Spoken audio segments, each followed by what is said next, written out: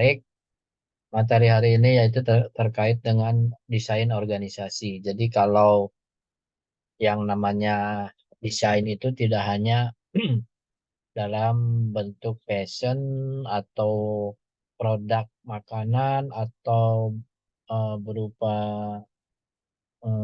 produk-produk rumah tangga atau apa gitu ya. Tapi di organisasi juga ada yang dikatakan dengan desain organisasi.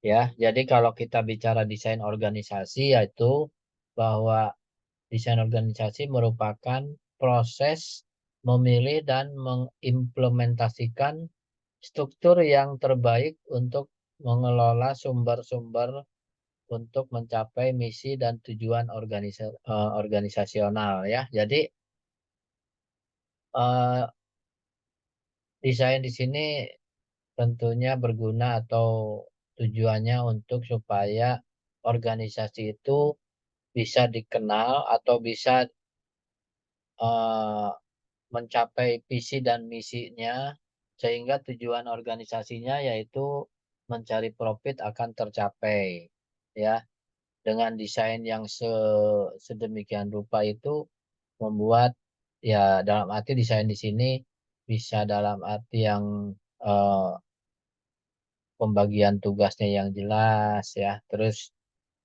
job desk-nya juga tadi pembagian tugas itu sama dengan job desk jelas kemudian eh, SDM-nya juga sesuai dengan bidangnya itu desain juga dalam arti di dalamnya itu desain ya. Jadi kalau kita buka organisasi contohnya kalau tadi saya udah banyak cerita yang Mbak Dame ini kan punya bisnis eh, travel lah. Kalau saya nggak jelas tahu apanya cuman travel. Cuman kan kalau mau dibesarkan itu harus di dibikin desain yang betul-betul supaya menjadi besar ya mungkin sekarang masih ditanganin sama sendiri tapi ke depan kalau berkembang berkembang terus dan berkembang itu pasti memerlukan sumber daya manusia yang banyak kemudian struktur organigramnya yang jelas gitu ya jadi si pemilik ini dalam hal ini Mbak Dam ini hanya sebagai founder aja yang memanage saja sebetulnya ke depannya, Min. Kemudian yang kedua organisasi harus membuat penyesuaian struktural karena perubahan kondisi sepanjang waktu, ya.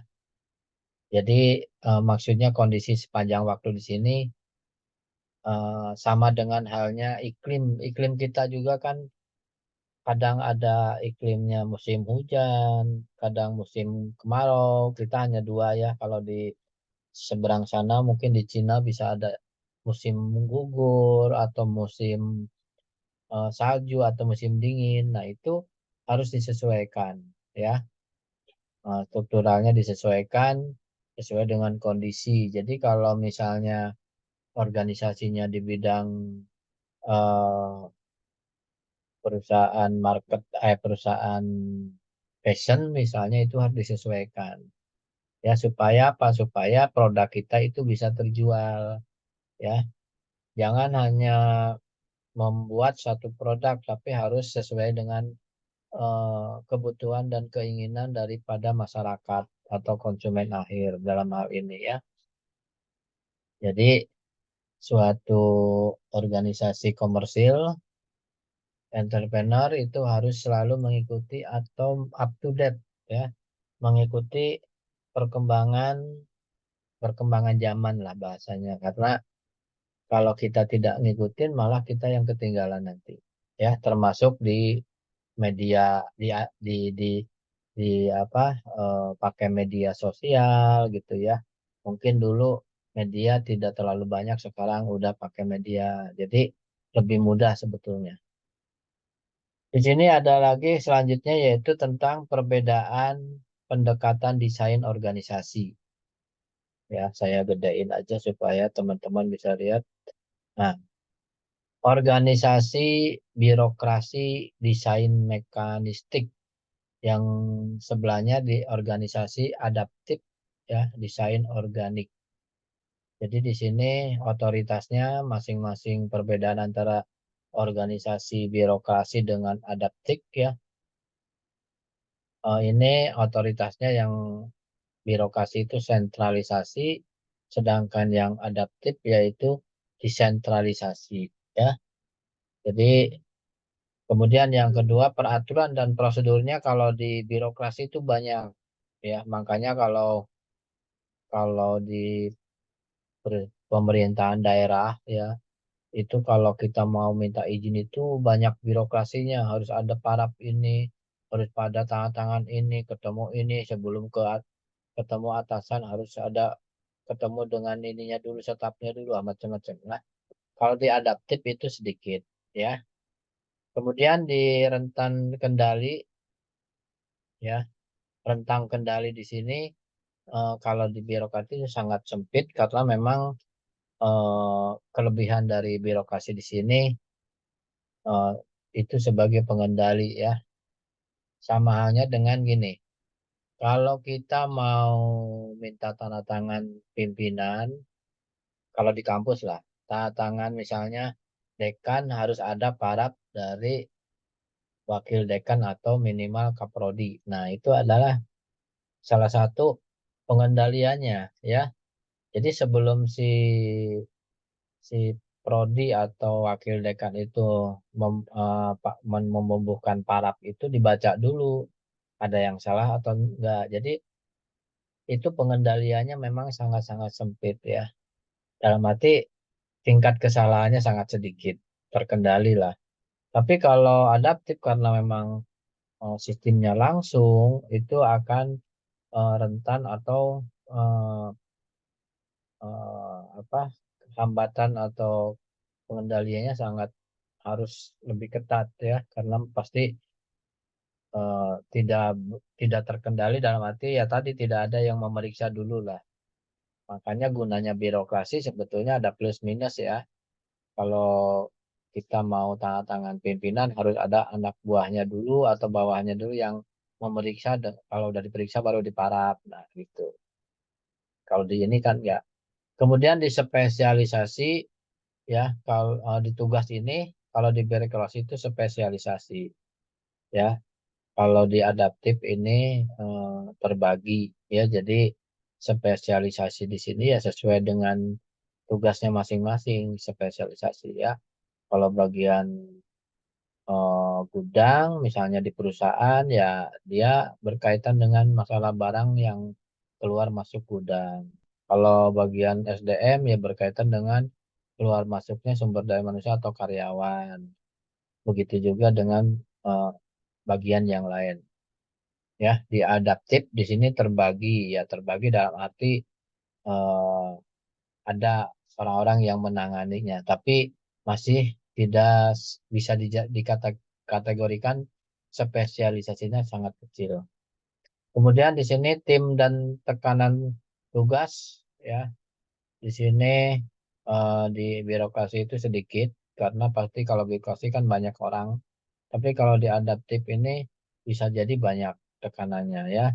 Misalnya si A itu udah dipercaya jadi sama orang atau sama pimpinan. Nah, misalnya itu si A itu akan mempunyai banyak tugas dari pimpinannya, ya. Kemudian di birokrasi di sini ada koordinasinya formal dan impersonal.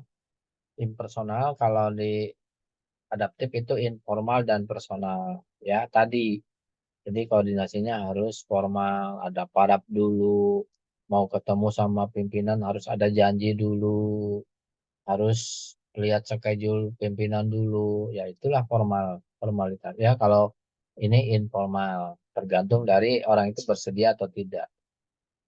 Kemudian yang berikutnya di sini pendekatan organisasi ya. Pendekatan organisasi di sini ada organisasi birokrasi, desain mekanistik merupakan birokrasi yang tinggi secara alami. Ini sebetulnya penjelasan dari yang tadi ya. Desain organisasional mekanistik secara alamiah merupakan birokratik dan menjadi yang terbaik dalam lingkungan yang stabil.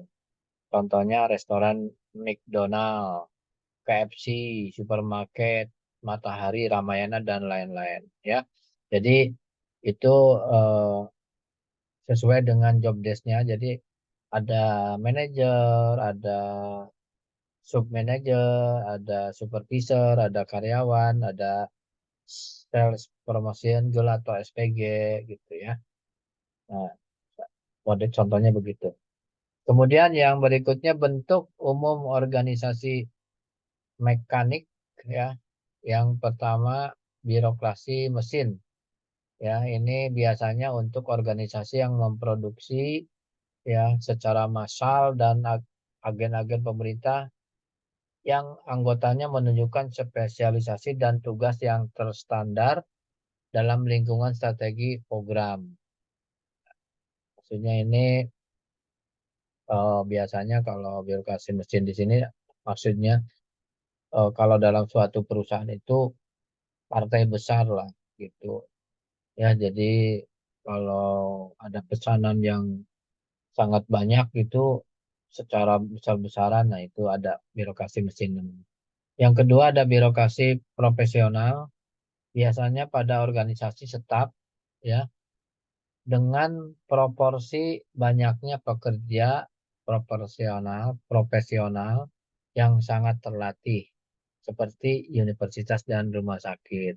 Nah, ini birokrasi profesional. Jadi sangat terlatih dalam arti gini.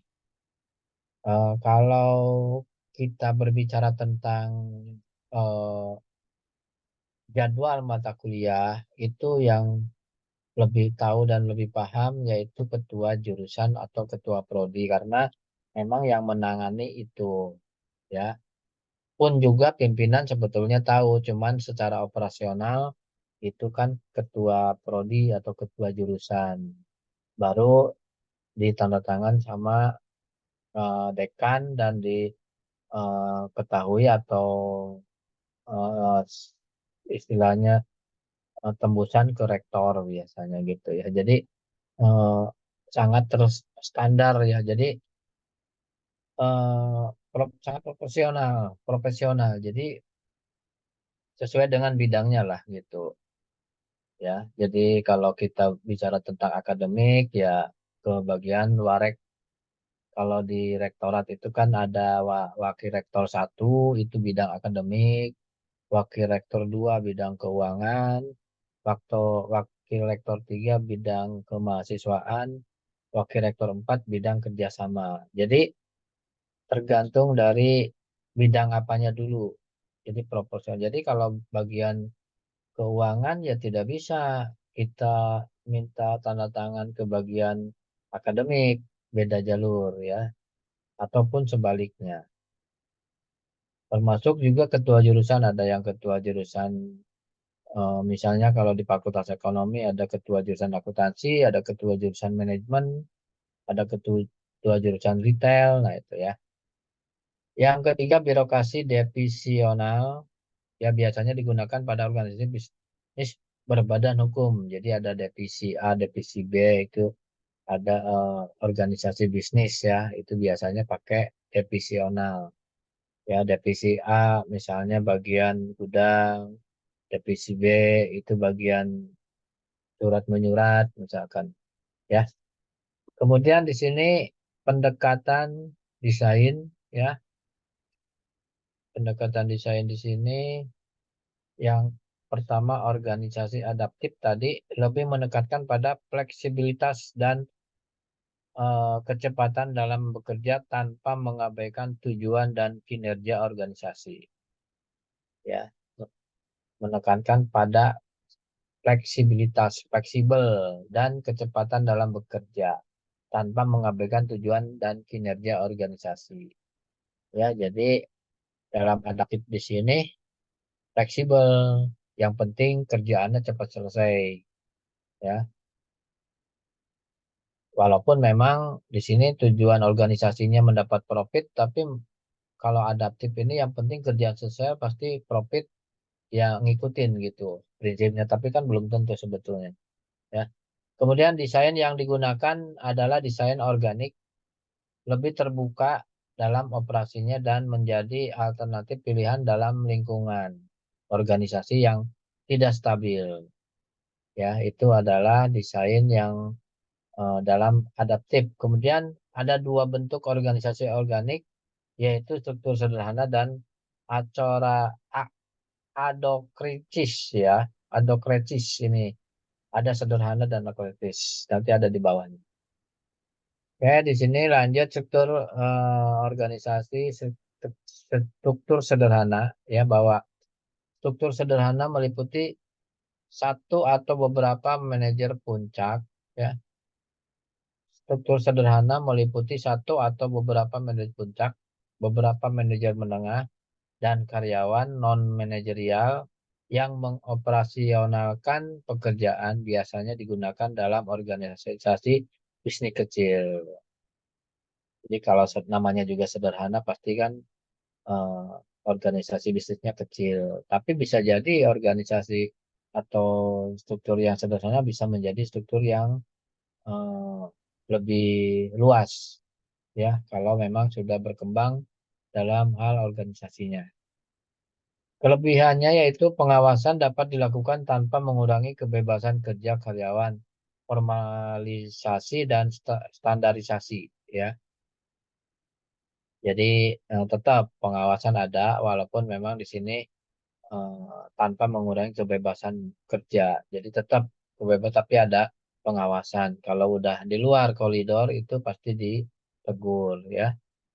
Kemudian yang ketiga, struktur ini bisa beradaptasi dengan baik pada lingkungan yang dinamis dan perubahan kondisi yang tidak terlalu kompleks. Ya, itu adalah struktur yang beradaptasi dengan baik pada lingkungan yang dinamis dan perubahan kondisi yang tidak terlalu kompleks. Ya, jadi kalau kita bicara di organisasi ini memang luas ya, karena memang dalam organisasi itu semua semua item itu terkait ya. Jadi dari mulai SDM, kemudian eh, produk ya, harga. Nah, itu karena memang ya walaupun memang awalnya dari atau yang sangat sangat berpengaruh itu di SDM-nya ya, karena di sini pelaku utamanya yaitu karyawan dan dari mulai pucuk pimpinan sampai ke office boy. Nah, itu adalah organisasi ya. Tadi yang ada yang dikatakan dengan aco acokracy ini ada struktur sederhana. Ya, tadi di sini nih ada dua bentuk organisasi organik, ada sederhana dan adokratis. Ya, di sini adokratis di sini adalah hubungan yang terjalin berdasarkan keahlian dan pengetahuan, bukan pada otoritas. Ya, jadi dalam autokrasi di sini bukan karena si A itu punya jabatan, akhirnya seenaknya sendiri gitu ya, tidak. Tapi kalau di akolkasi ini hubungan yang terjalin itu karena memang proporsional sesuai dengan keahlian. Ya, misalnya bagian keuangan itu kan orang akuntansi dengan bagian pembelian orang manajemen misalnya. Itu akan terjalin baik karena memang itu proporsional sesuai dengan bidangnya. Ya, jadi bukan pada otoritas, bukan bukan karena dekat karena memang itu bawahan dan atasan gitu. Cuman di sini karena memang masing-masing punya keahlian dan bidangnya sesuai dengan job desk-nya. Struktur ini sesuai bagi organisasi yang bergantung pada kelangsungan inovasi untuk kesuksesannya dalam lingkungan yang dinamis dan kompleks. Ya, jadi berkaitan dengan inovasi memang kalau kita mau maju, kita harus bisa berinovasi dan berkreativiti, ya. Jadi kayak kita aja ya dalam kehidupan sehari-hari, kita ini akan berubah kalau kita mempunyai kreativitas dan inovasi. Bukan berarti inovasi di sini kita di operasi dipermak. itu muka gitu, bukan ya. Dalam hal ini, dalam arti inovasi di sini yaitu eh, kebijakannya, pemikirannya itu harus betul-betul kreatif ya. Apalagi kalau kita sudah mempunyai usaha atau mempunyai apa ya, kerjaan atau menjadi seorang karyawan, itu harus bisa berinovasi. Karena kalau kita bisa berinovasi dan mempunyai kreativiti yang tinggi, pasti nilai kita akan naik. Nilai kita akan mempunyai nilai jual, ya. Beda dengan karyawan yang menerima apa adanya. Ya sudahlah, digaji misalkan digaji UMR 5 juta ya sudah gitu. Tapi kalau orang yang kreatif bahkan bisa menciptakan penghasilan sendiri gitu ya. Contohnya misalnya kalau kita punya usaha tentang hmm, apa ya, misalkan makanan lah, kita ambil contoh makanan, kita punya usaha tentang makanan. Kalau kita bisa berkreativiti dan inovasi pasti akan maju ya. Jadi tidak monoton. Kita menjual kopi hanya kopi, gula, air, creamer, selesai. Tapi kalau kreativitasnya ada atau inovasinya ada, kasihlah topping, kasihlah es krim, dikasihlah macam-macam lah, itu kreatif ya. Jadi akan dengan secara langsung dan tidak langsung akan meningkatkan nilai jual, termasuk diri kita. Diri kita kalau mau dihargai orang harus berinovasi dan berkreativiti ya. Dalam hal pemikirannya harus kreatif ya. Kalau kita kayak kemarin saya mewakili dari Universitas Nagoya Indonesia, dalam hal ini STI Sekolah Tinggi Agama Islam Ar-Rahman, itu saya mewakili rapat di Jakarta dengan para pejabat, Menteri Keuangan, kemudian wakil presiden, terus para pejabat yang lainnya, profesor, doktor. Akhirnya kita terbawa dengan suasana, akhirnya kita juga jadi mempunyai kreativiti dan inovasi gitu ya. Bagi diri saya harus bisa berpikir mereka itu bisa maju, kenapa kita tidak? Kita juga harus bisa maju. Nah, itu pemikiran yang kreatif harus begitu ya. Termasuk teman-teman di sini. Jadi teman-teman jangan hanya udahlah apa adanya aja, kerja kerja aja, terima tiap bulan gaji, udah terima selesai gitu. Enggak ya, harus kreatif menciptakan gaji sendiri, dalam arti besar kecilnya penghasilan tergantung dari kitanya. Nah, itu yang dicari begitu ya. Tapi bukan berarti teman-teman yang sudah kerja akhirnya jadi malas-malasan dan keluar. Enggak, tetap kita kerja, cuman kita harus kreatif, mengeksplor diri supaya kita terpakai sama perusahaan kita yang tempat kita kerja.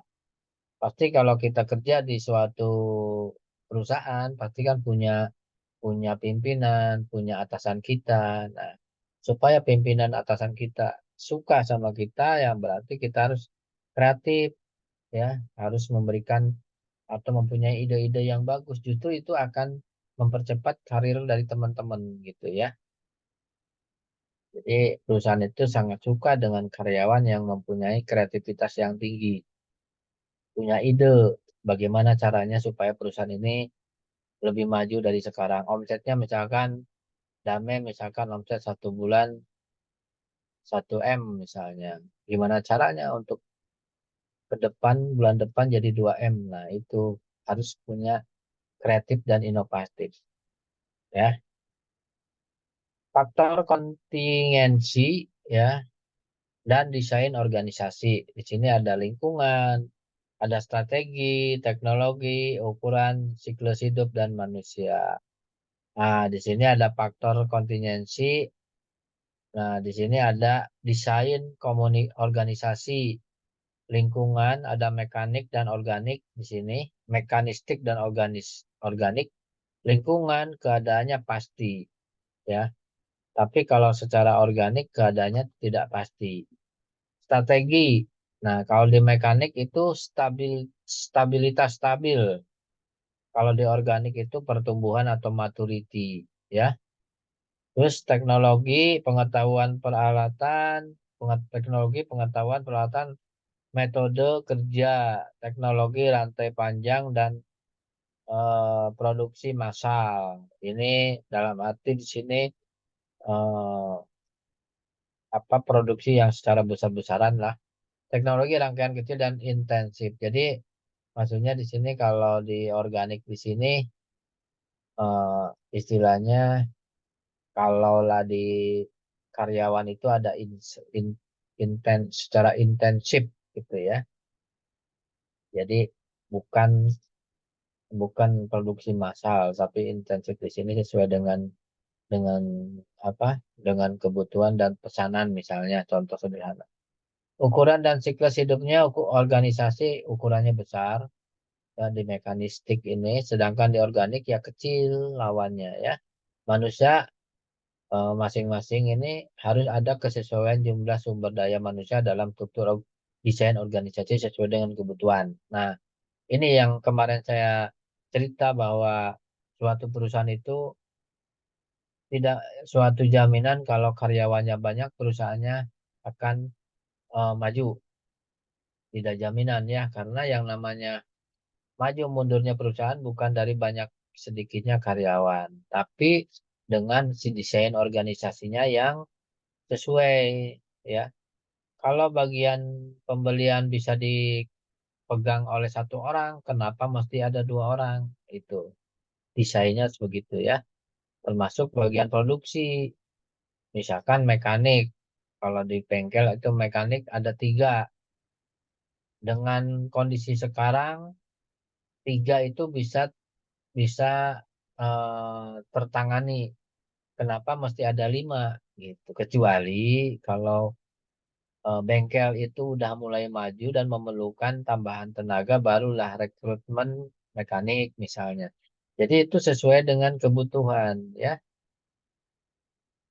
Jadi kalau misalnya, wah sekarang udah tidak tertahan nih karena kesibukan, misalkan Damai misalkan kesibukannya ya keluarga, ya kuliah, apalagi nanti kuliahnya mendekati skripsi sibuk, itu harus ada orang yang menghandle perusahaannya gitu. Harus di apa bahasanya dididik atau dipupuk ada orang kepercayaan yang bisa dipercaya agar di saat kita tidak bisa atau ada kegiatan di luar perusahaan yang memang sama-sama memerlukan ya ada yang menghandle begitu ya. Tapi ya memang tidak semudah kita membalikan telapak tangan ya. Contohnya saya di sini kan sekretaris eksekutifnya ASEAN Lecturer Community ya. Saya nggak nggak percaya kalau apa yang saya lakukan itu diserahkan sama orang lain gitu. Satu, pasti beda, tidak mungkin saya harus sama dengan dia gitu ya. Yang kedua, waktu kan juga kita tidak tahu ya.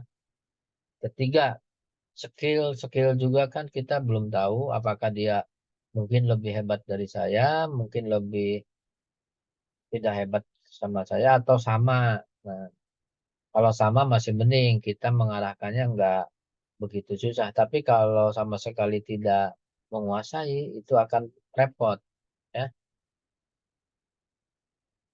Jadi harus sesuai dengan kebutuhannya. Subsistem dan desain organisasi ya, subsistem dan desain nanti sekarang jam berapa ini? Masih ada waktu. Di subsistem desain organisasi yang pertama kunci desain subsistem terletak kepada satu diferensiasi yaitu tingkat perbedaan yang terdapat di antara komponen internal organisasi. ada perbedaan, ya, komponen internal organisasi. Yang kedua, integrasi, yaitu tingkat koordinasi yang dicapai di antara komponen internal organisasi. Ya, tadi ada perbedaan, termasuk di dalamnya perbedaan ilmu, perbedaan kapasitas, perbedaan kekuasaan. Nah, itu adalah diferensiasi. Sedangkan yang kedua, integrasi, tingkat koordinasi yang dicapai antara komponen internal. Jadi, integrasinya, koordinasinya, apakah dari karyawan langsung ke pucuk pimpinan atau melalui supervisor dulu. Nah, itu harus jelas integrasinya, ya. Yang ketiga, ketika organisasi lebih terdiferensiasi, maka organisasi membutuhkan integrasi yang lebih besar. Ketika organisasi lebih lebih terdiferensiasi atau banyak perbedaan, maka organisasi membutuhkan integrasi yang lebih besar. Nah, ini kaitan dengan yang pernyataan pertama dan kedua, ya. Ketika diferensiasi meningkat atau perbedaan meningkat, maka integrasi sulit dicapai. Itu biasanya memang dalam suatu organisasi, kalau banyak perbedaan itu akan susah menentukan sesuatu atau eh, memutuskan satu hal yang sifatnya harus disetujui. Ya, misalnya kita misalkan menjual produk, yang pertama dia bilang dari satu orang atau satu karyawan itu bilang harus ada promosi. Orang yang kedua nggak usah promosi, kita diskon aja. Yang ketiga nggak usah diskon, nggak usah promosi, kita lewat media aja gimana tawar-tawarin door to door. Nah, jadi semakin banyak perbedaan maka akan sulit juga ya sesuai integrasi yang sulit untuk dicapai. Ya, Alhamdulillah ternyata selesai teman-teman. Silakan sebelum berakhir pada waktu kita ini udah jam 17.43. Nggak tahu kalau di Batam jam berapa damai Batam. Sama Pak, 17.43. Nah, masih ada 7 menit lagi.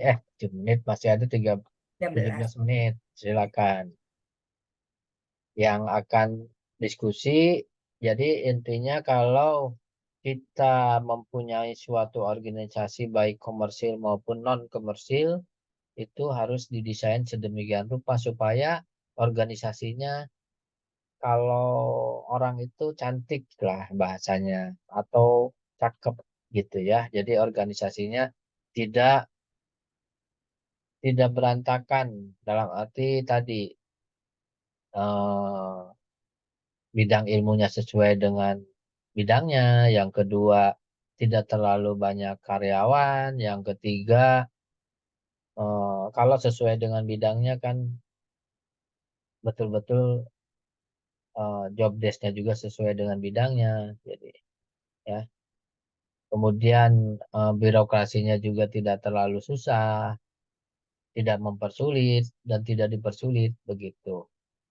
Jadi didesain sedemikian rupa supaya organisasinya memang sederhana, kecil tapi mumpuni semua gitu ya. Jangan asal banyak orang justru banyak karyawan jadi high cost, jadi biayanya akan tinggi. Nah, itu yang tidak baik bagi kesehatan.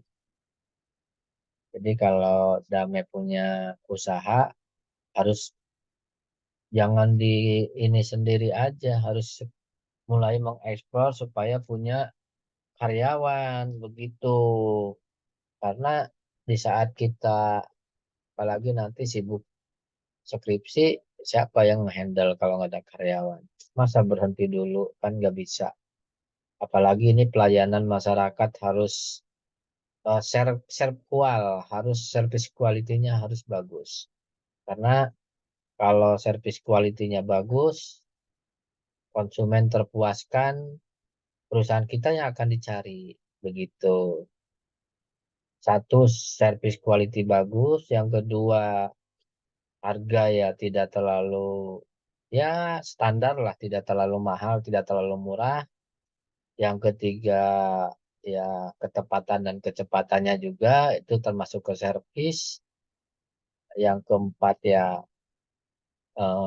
apa ya produknya juga banyak pilihan. Nah itu adalah satu hal yang betul yang sebetulnya sederhana tapi itu sangat dibutuhkan dalam kita berbisnis. Begitu. Ya, jadi kalau sama halnya dengan kita mau menghargai orang atau dihargai orang, kita harus menghargai orang. Itu udah hukum alamnya begitu ya. Kayak tetangga saya dulu di daerah-daerah Cirebon itu, dia kerjaannya eh, tawuran, membacok orang. Sampai dia meninggal juga dibacok orang gitu. Itu kan hal yang memang itu apa ya kalau bahasa di kita itu hukum alamnya memang begitu. Silakan, ada yang ditanyakan kali, ada yang ngasih masukan kali gitu. Atau ada yang kok sekarang tumben sedikit hanya 13 orang, damai kemana aja kawan-kawannya nih. Apa bosan lah ketemu saya ya? Bukan bosan, Pak. Mungkin mereka sibuk bekerja kali, Pak. Hmm, ya udah sampaikan salam saya aja buat Baik. teman-teman yang tidak bisa hadir. Ibu Siti juga kelihatan nggak ada namanya kerja. Silakan kalau ada yang ditanyakan damai atau yang lain silakan. Atau mau diskusi apa gitu. Kali-kali kita terbang ke Malaysia. Nih. Pak, saya mau ini eh, mau diskusi sedikit lah tentang kalau Ya, misalkan kita kan enak juga boleh. eh, kita punya usaha tadi, usaha kita. Nah, ketika kita tadi sibuk untuk merilis satu usaha lagi, jadi kita kan harus memberikan pengalihan ke karyawan misalkan Ya, untuk melanjutkan usaha yang pertama ini tadi. Nah, ya, bagaimana cara kita supaya kita benar-benar percaya sama karyawan yang ini seperti itu, Pak. betul. Sementara kan karena kalau usaha ini karena dari kita semua, dari kita modal, jadi yang si karyawan yang ini kan hanya dia hanya menjalankan saja.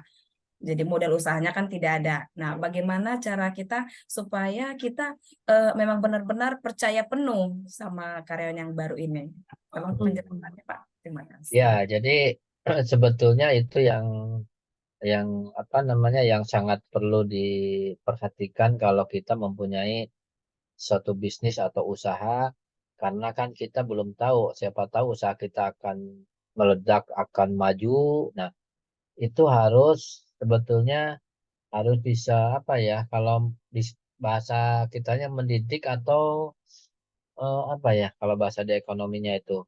Jadi untuk supaya nanti apa yang kita kerjakan itu dia paham. Tapi ada hal-hal yang sangat prinsip yang tidak boleh semua orang atau orang yang kita percayai juga tak tahu gitu. Misalnya di laporan keuangan itu jangan atau di yang berkaitan-kaitan dengan yang harus hanya kita aja yang tahu itu jangan dikasih tahu. Tapi kalau eh, di kader ya, di kader kita harus berani mengkader orang ya eh, dengan dengan ya istilahnya dengan telaten lah kita mengkader bawahan kita yang kita merasa kita percayai dia bisa bisa menampung atau bisa apa ya dalam bidang ilmunya dia bisa mumpuni sesuai dengan kebutuhan kita gitu. Harus berani mengkader supaya tadi di saat kita mau mau membuka usaha yang baru atau membuka cabang yang ini kita bisa bisa ada yang menjalankan tetap gitu tidak ini diambil yang ini malah mati. Nah itu yang nggak bagus kan begitu. Jadi harus bisa mengkader tadi ya harus mengkader karyawan kita yang sekiranya kita percayai dulu pertama, karena yang namanya orang ya itu kan kita tidak bisa menebak orang itu baik atau enggaknya, jujur atau enggaknya. Nah, itu juga harus perlu kita perhatikan ya, Damai. Jangan sampai, wah kita udah percaya nih, sampai ke hal-hal yang prinsip juga dia dikasih tahu. Jangan. Itu tetap kita sebagai top leadernya ya harus harus adalah aturan-aturan atau bagian-bagian yang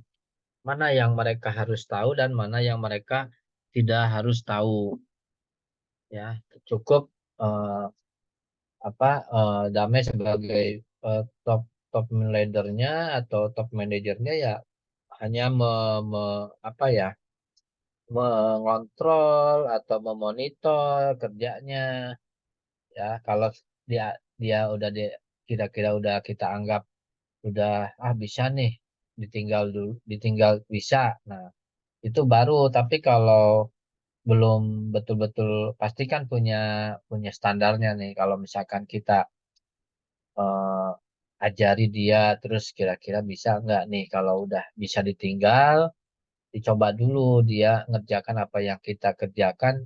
Kalau dia bisa berarti kita mulai tuh mencari-cari untuk eh, ekspansi ke lain atau ke usaha yang lain begitu.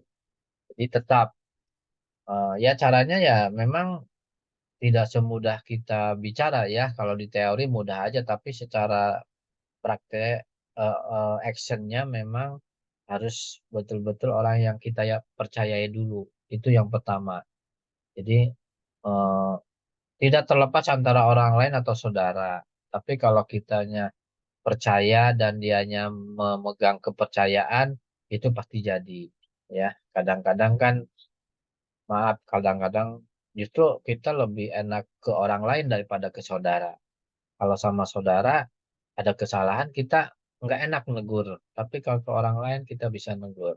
Dan kita ngajarinya juga enak kalau ke orang lain. Itu sih masukannya. Jadi memang harus caranya ya harus mengkader supaya supaya di saat kita mau mencoba ke usaha yang lain yang beda dengan yang sekarang, ya bisa jadi bisa tetap itu dijalankan, tapi jangan jangan terlalu dilepas begitu aja, tetap dalam monitoring kita ya. Sambil kita cari atau kita buka usaha yang lain, kita tetap memonitor perkembangannya gimana, lihat dari cash flow-nya gimana, bagus enggak. Itu kalau selama selama ditinggalkan sama kita ini atau diserahkan tugasnya ke orang itu, bagus enggak cash flow. Nah, kalau misalkan bagus, ada peningkatan, terus dipupuk. Ya mungkin dengan cara ya ada kenaikan gaji dari kita supaya dia semangat juga gitu. Dan dirangkul ya. Yang namanya karyawan itu kalau kitanya terlalu apa ya, otoriter, itu kadang-kadang nggak suka juga gitu. Tapi saya yakin lah kalau top manajernya Damai itu kayaknya orang pada betah. Gitu kira-kira Damai. Jadi memang perlu adanya kaderisasi lah supaya tadi jangan jauh-jauh lah. Kalau nanti suatu saat kita sibuk dengan kuliah, karena kuliah juga akan mendukung pada kerjaan misalnya, atau mungkin tadi buka buka buka buka usaha yang lain, ya itu harus ada kaderisasi supaya ada yang melanjutkan. Jangan kitanya sibuk di satu sisi, di sisi lain terbengkalai kan, jangan begitu gitu. Sedangkan itu adalah untuk cari makan buat kita gitu. Kira-kira gitu Dame. Mudah-mudahan sih tidak puas, karena kalau udah puas nanti nggak nanya lagi. Ada yang Untuk lain? untuk saat ini Silakan. puasa Pak. Untuk Baik, nanti jawabannya kalau terima kasih Pak. tidak puas bisa WA aja, apalagi yang akan ditanya. Karena ini 5 menit lagi di sini kebetulan udah ada. Ada yang lain silakan. Yang mau ditanyakan lagi atau mau masukan, boleh. Nanti materi akan tetap ya, grupnya ada kan? Dame? Ada. Nanti akan saya share di grup, termasuk apa, rekaman ini supaya teman-teman yang tidak bisa hadir hari ini bisa juga dapat materi begitu. Silakan, ada yang ditanyakan sampai di sini. Kalau tidak ada mungkin diakhiri. Di sini udah ada adzan 5 menit, 4 menit lagi. Saya mohon maaf kalau ada kekurangan atau mungkin jawaban yang tidak tidak apa ya, tidak puas lah bahasanya. Tapi ya justru saya sengaja teman-teman supaya tidak puas karena nanti akan banyak bertanya. Kalau udah puas nanti nggak akan bertanya. Begitu. Oke, sampai di sini. Kalau tidak ada yang tanyakan, mungkin ditutup dulu kuliah hari ini. Sampai ketemu di waktu yang sama hari Kamis depan jam 5 pas. Gitu aja kali ya. Mungkin dari saya gitu. Selamat sore. Assalamualaikum warahmatullahi wabarakatuh.